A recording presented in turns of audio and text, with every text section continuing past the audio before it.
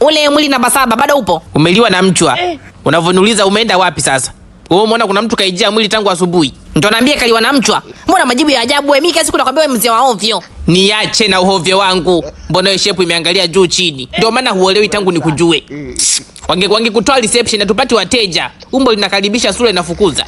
Utajua mwenyewe babu, wewe mshahara ndio unaoongea. Uone kama mapokezi ya wafu. Wote tuko mapokezi. Tusichanganyane. Na shepu yake ya mstatili.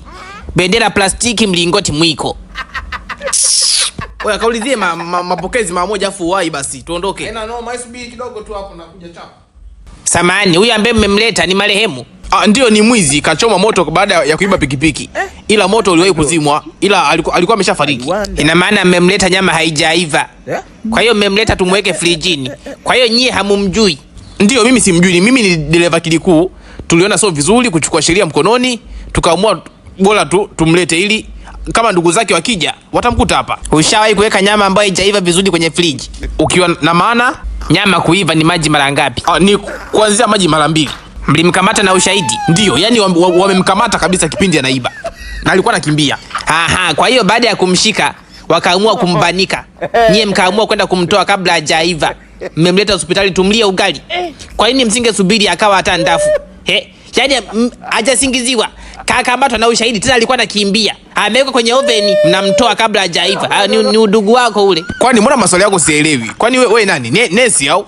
Na nesi ya nini? Ama piano lege. Mmeshinda kutafuta oda za kuhama, watu wanahama kama hawana akili nzuri, kazi kupakia wezi walioiva nusu. Mimi ndo nafaa kumpokea huyo uliometa kwenye kilikuu huko. Ndio maana nikakuuliza.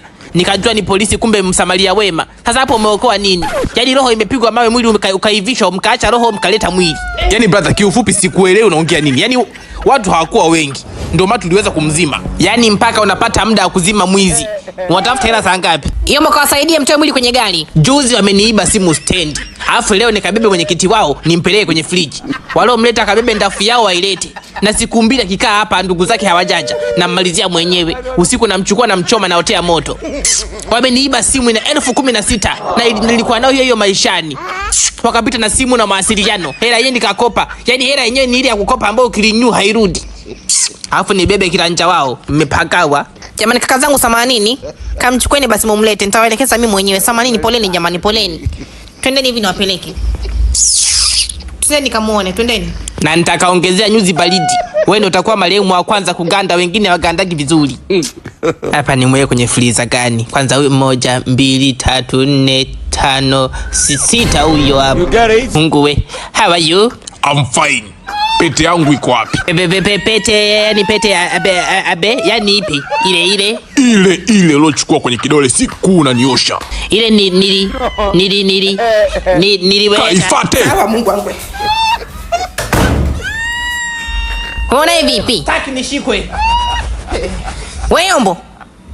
Sawa, kwa umuite Yombo naye angaike.